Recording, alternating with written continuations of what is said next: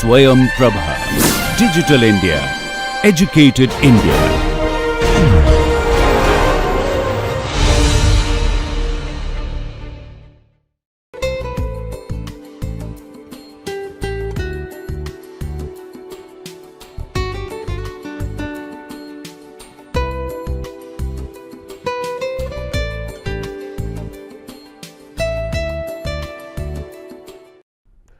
We will solve two more problems on analogy very quickly in this class, and then I have got the feedback that you would probably need some more solutions or problems on momentum integral equation, its use and so on.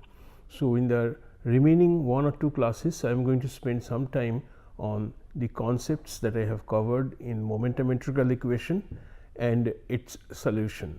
So, solution using the concepts of displacement thickness, momentum thickness, and given a profile for velocity inside a boundary layer, how we can use momentum integral equation to obtain an expression for the friction coefficient, shear stress and so on. So, in order to clarify some of the doubts that you have, I will go through the concepts once again with application examples, and hopefully that would clarify any doubts, any remaining doubts that you may have. However, the first problem that we are going to look at or try to solve today is about evaporation from a rectangular channel, from a triangular channel. So, the channel looks something like this, and it's partially filled with water. So, and you have a flow of air along this on the water surface and all the way up towards the length of the channel. So, the channel, triangular channel, where the angle is, the apex angle is 90 degree, is filled with water. You have flow of air on top of the surface of this of the water along this direction, along the length of the channel, and you need to find out what is the rate of evaporation of water from the channel, and can you say something about the rate, whether the rate remains constant or is it, or the flux remains constant. We have to look into that as well, and we also need to find out what is the time required for all the water initially present in the channel to disappear, that means to evaporate into the air which is flowing over it. So, the problem that we have in now is, it's, as I said, it's a channel of triangular cross section, and it's the length is in this direction. So, we have we have flow of air over the water surface. The temperature of the water and the surrounding air are at 25 degrees centigrade. So, there is no heat transfer that is taking place except for evaporation, and the relative humidity of the air which is flowing over the surface of the water is 50%. The first part of the question is, if the air moves at a velocity of 5 meter per second along the length of the channel, that means on top of the water surface along the length of the channel, what is the rate of water loss due to evaporation from the surface? And the second part is, obtain an expression for the rate at which this water depth, which initially was equal to 1 meter, this water depth would decrease with time due to evaporation. So, rate of decrease of the water depth with time, that is, if the height is z, we need to find out an expression for dz dt. From the above for the above conditions, how long would it take for all the water to evaporate? So, that is the second part of the question, and all the properties of air, namely its kinematic viscosity for the air is given. For water, whatever be the saturation concentration, that is given. Saturation means we will assume that the water in contact with the air, that means over here we have equilibrium present, and therefore, the water is going to be at its saturation value. The density of water is given, and the diffusivity of water vapor in air is also provided along with the value of the Schmidt number. So, it is a rather straightforward problem of flow over a flat surface, which is going to involve evaporation from the flat surface of water, and we need to calculate what is the rate of water loss due to evaporation from the surface. So, I have drawn it in a slightly enlarged fashion over here. So, the flow of air is in this direction parallel to the surface of the water. This flow is taking place with a velocity of 5 meter per second, and the relative humidity is which is denoted by phi, and phi infinity is equal to 0.5.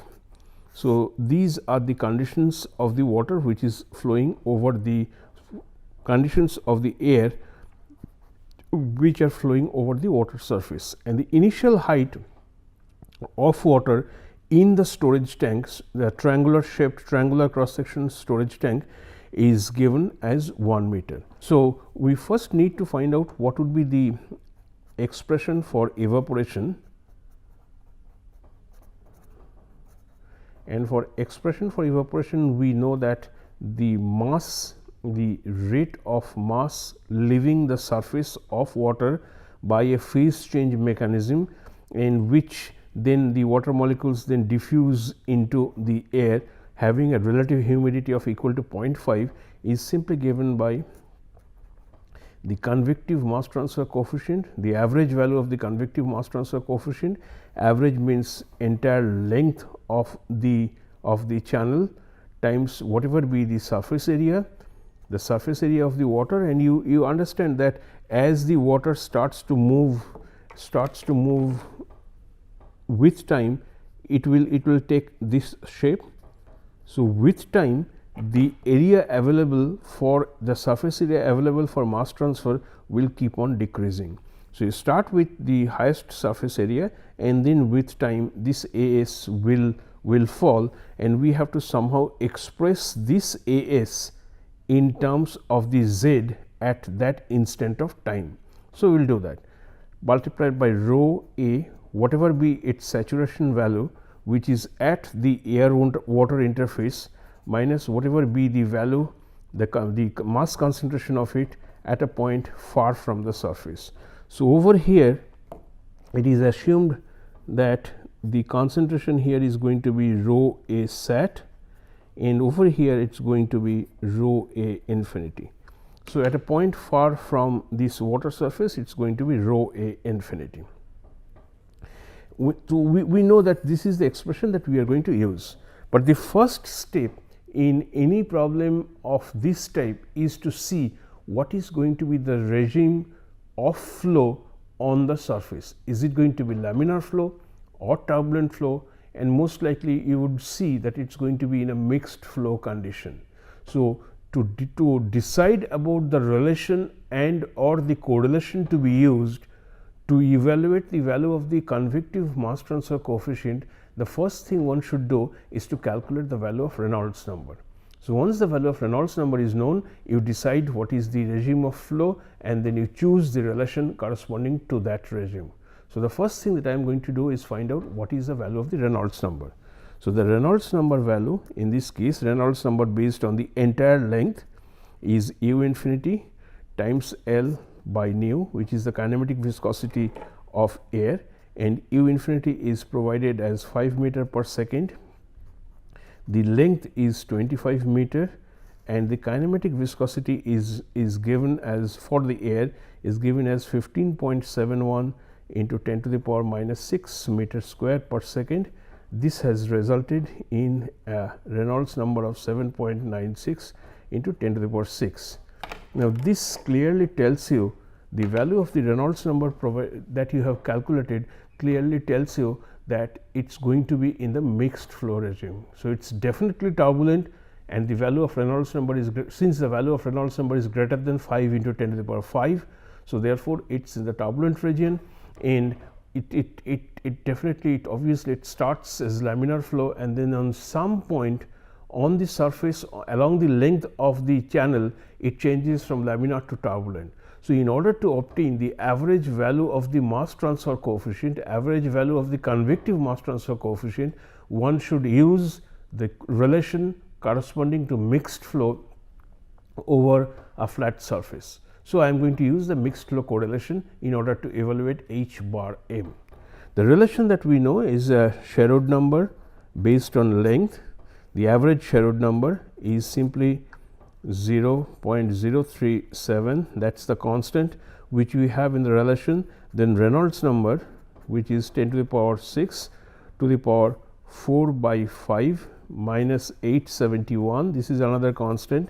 If you look at the relation, the correlation that we have seen for the case of from the analogy, then for Nusselt number the relation that we have, I simply have converted that since the analogy holds to Sherwood number. So, this is Reynolds to the power 4 by 5, 871 is a constant, and it should be Schmidt number, which is given as 0.6. The value of, so this is Schmidt number, the value of Schmidt number is given as 0.6, and the correlation tells me that it should be 1/3. So, what I have then here is Reynolds to the power 4 by 5 and Schmidt to the power 1/3. Had this been a case of heat transfer, then Sherwood number would simply be equal to Nusselt number and Schmidt number would be changed to Prandtl number. So, when you do that, the value of this you are going to get is 9616, and therefore, the H bar m, the average value of the mass transfer coefficient, should be 9616 times DAB by L. Since Sherwood number is HML by DAB, L is the length scale which is provided to be, which is equal to 25 meters. So, this value is going to be times DAB is 0.26 10 to the power minus 4 meter square per second, and for length I know that the length of this water body, this water reservoir is 25 meter. So, the value of the convective mass transfer coefficient is going to be 0.01 meter per second. So, this is the value of the convective mass transfer coefficient. And once you calculate the value of the convective mass transfer coefficient, the one that you have to find out is what is the rate of water loss. So, you need to find out the rate of water loss, and the rate of water loss, if I express it in terms of mass, which is N sub A is the species, which in this case is water, and N is the time rate of mass of water leaving the interface. So, it is simply using something similar to Newton's law. I can write this is as H bar m that I have calculated times A surface times rho A sat, that is on at this point, minus rho A infinity. The only thing I realize here that my AS would simply be equals the length multiplied by this width. So, if this is Z, and since this angle is 90 degree, so the base of the water layer, or rather the top of the water layer, must be equal to 2 times Z, because what you have here is something like this. This is Z, this is 45 degree, the entire thing is 90 degree. So, the base is simply going to be equal to 2Z. So, the surface area which is available for mass transfer would simply be the surface area would simply be twice Z multiplied by L. So, this AS is going to be W times twice 2Z, and when you put these units in here, put the numbers in here, this is 0.01 meter per second. For the case of AS, you would get 2 meters, since this is 1 meter, the top one is going to be equal to 2 meter into 1 meter times if I take this rho A infinity is equal to 0, and rho A sat is provided as 0.0226 kg per meter cube, and sorry, this rho A infinity is not 0, rho A infinity has phi infinity is 0.5. So, what I can do is I can take, I will make one more step, rho A sat outside, and this is going to be 1 minus rho A infinity by rho A sat. This is nothing but this is equal to phi, which is the relative humidity, and which has been which has been provided to be equal to 0.5. So, the if I do it once again, it's 0.01 meter per second into 2 meter into 1 meter into the value of rho s sat is provided as the 0.0226 kg per meter cube, and the value of phi is provided as 0.5. So, this would be equal to 0.5, and the total is simply going to be equal to the total when you do this multiplication, this N A would turn out to be 0.00565 kg per second. So, what you see here is a straightforward application of the relation, the correlation which is there for turbulent flow, and we know for mixed flow, and the first step is to calculate Reynolds number. This would allow you to choose the right kind of relation which you are going to use either to evaluate Sherwood number or to evaluate Nusselt number. Since this is a mass transfer problem, we are finding out what is the length average value of the mass transfer coefficient, convective mass transfer coefficient. So, the value of which we have evaluated, and the rate of water loss from the top surface of the water is by diffusion because of convective process, since you have flow of air on top of it. So, if you use something similar to Newton's law of cooling, the total amount of mass of water which is being lost per unit time would simply be equals H m, a surface, area of the surface, rho a sat minus rho infinity, and when I take the rho a sat outside, what I have here is 1 minus phi, where this is by definition equal to the relative humidity. So, you plug in the values of H m, the A s, the rho a sat, and the given value of the relative humidity, and what you get is the amount of evaporation of the water from the reservoir as a function of time. So, this is kg so this is in kg per second, the rate of water loss from the reservoir. But if you look carefully here, what we have in this is A s. So, we have a AS in here. So, therefore, with time this layer will slowly come down, and as it comes down, the value of Z is going to decrease, and if the value of Z decreases, the length of this layer, the length of the top layer of the surface will also decrease. So, this will remain constant, which is the total length of the channel. So, 1 meter will remain constant, but this dimension will slowly change with time. So, essentially this tells you that the rate of water evaporation from the channel, from the reservoir, may not be a constant.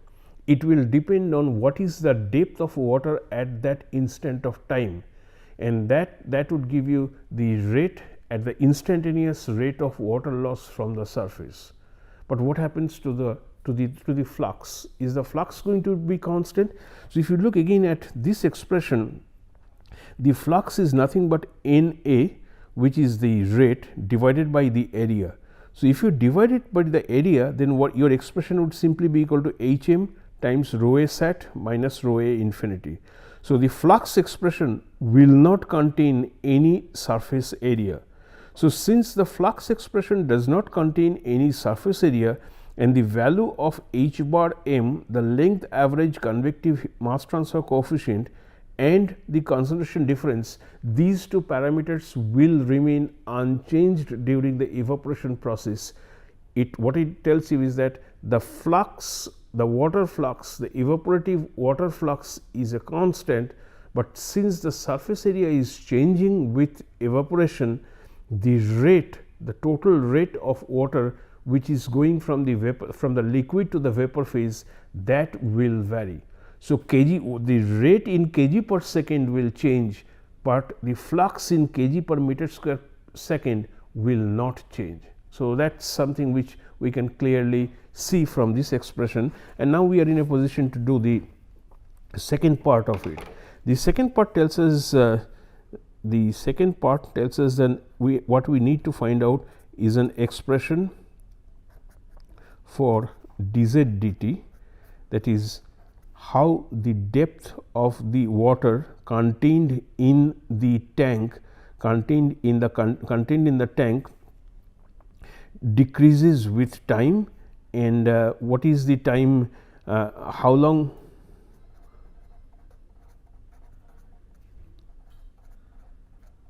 would it take to completely evaporate, so that no water will be left in the channel.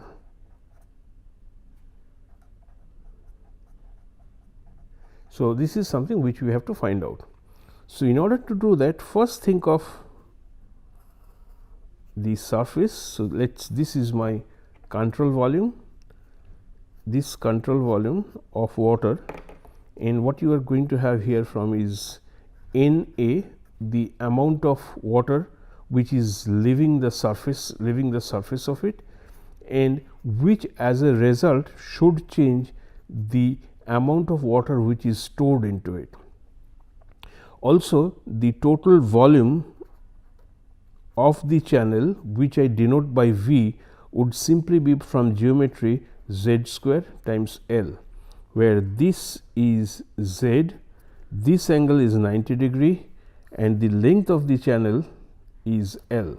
So, the volume of the water contained in the channel is going to be equal to z square L, and we understand that with increase with time, the value of z will keep on decreasing till it disappears, till there is no water left in it. So, this is the volume expression, and we have already seen what is the expression for the surface area.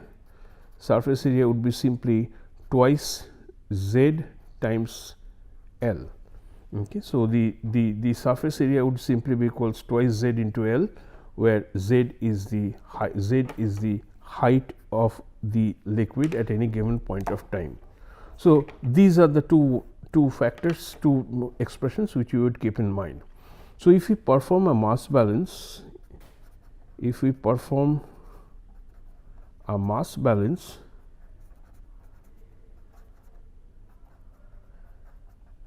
we know that in minus out is equal to the accumulation which is taking place inside this, the rate of change of storage. There is no water which is being added to it. So, the one that goes out, if you look at this, is simply going to be N A, and it is going to be equal to accumulation. So, the accumulation is d dt of rho f, which is the density of the fluid times V. So, the time rate of change of stored water in the channel would simply be given by d dt of rho f V, and this N A, which we have seen before, is going to be h bar m times twice z L, which is the area, surface area, times rho A sat. If I take that outside, this is 1 minus phi, where phi is the relative humidity and rho f is a constant. So, it is going to be d dt of V. So, d dt of z square L. So, when you simplify it, what you are going to get is dz dt from this side is equal to minus h bar m rho A sat by rho of the liquid water. So, this is liquid water 1 minus phi infinity. So, this is the governing expression, this is the governing equation which would give you the time rate of change of water stored inside the channel. So, this is dz dt. Now, if you integrate this thing to be equal to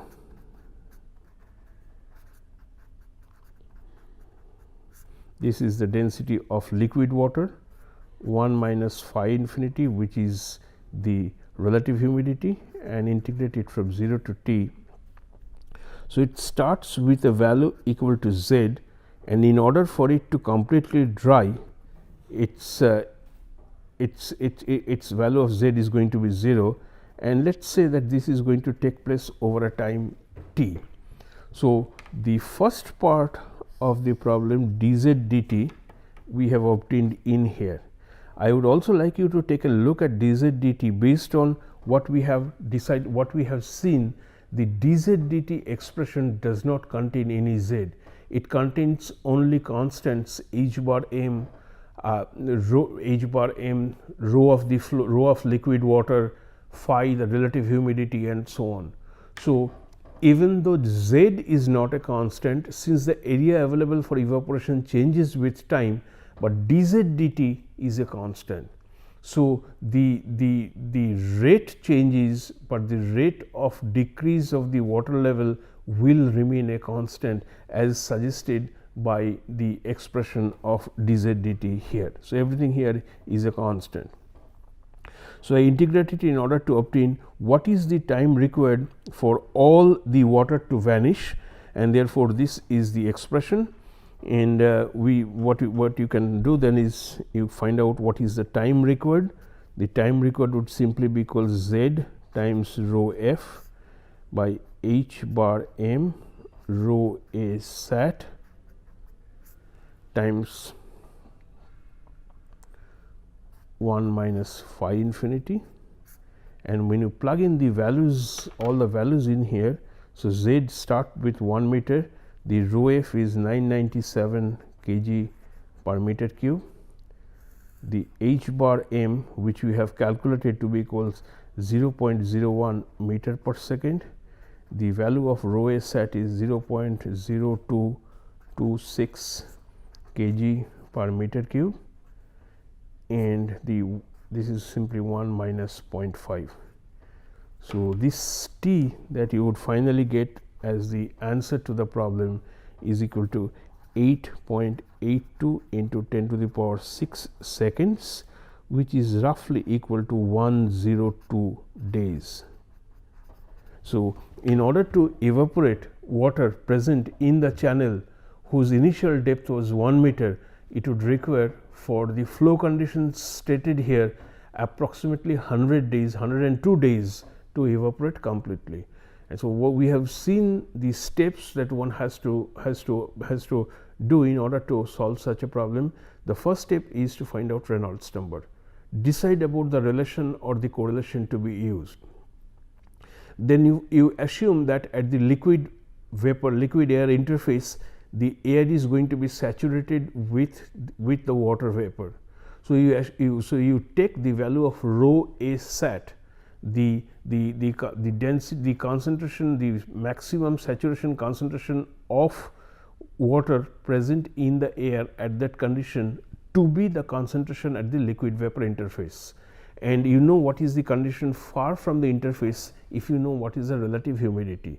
The relative humidity is simply defined as whatever be the concentration of water vapor at that point divided by whatever be the concentration, whatever be the saturation concentration of water at under that condition. So, it is rho a divided by rho a sat, which is denoted by phi, the relative humidity. So, you can calculate simply by H a delta C what is the rate, total rate in kg per second of water which is leaving the surface, leaving the container, leaving the channel and getting into the airstream because of the flow of air on top of it. So, this gives you the rate, and if you look at the expression, you would see that the rate changes with time with the depth of the liquid, since the top area changes with the depth of the liquid. But when you calculate, if you find out, see the flux, when you divide the rate by the area, so your right hand side becomes independent of z. So, the rate changes with time, but the flux remains constant. And then we do a simple mass balance in order to obtain an expression for the height of the water contained in the channel as a function of time. So, it is simply the mass balance where the mass is leaving, and as a result of which the total amount of mass stored inside the control volume, which in this case is the channel, is changing. So, this gives you a compact expression of time as a function, time required for all the water to evaporate. That means when z becomes equal to 0, the depth of water becomes equal to 0. So, you can find an expression for time, and you see this expression of time after plugging in the values, it would be about 100 days. So, this is a nice example of the use of mixed flow relation, correlation, and simple concept of mass balance, the equation of continuity, to obtain a result for the time required for all the water to evaporate. The next problem which I am going to do is I will just introduce the problem now, and then we'll start the next class. So, the problem that we see is we have a microprocessor which is built on a rectangular die. Okay. The size of the rectangular die is 2 centimeter into 1 centimeter, and it's 0.35 centimeter in height. So, this is the microprocessor which is sitting on this rectangular die,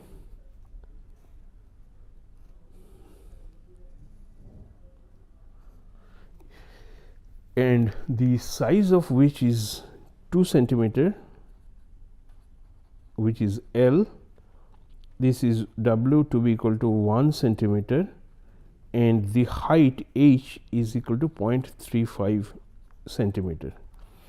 It generates heat at the rate of, so you have a Q dot present in the system, which is 5 into 10 to the power 5 watt per meter cube.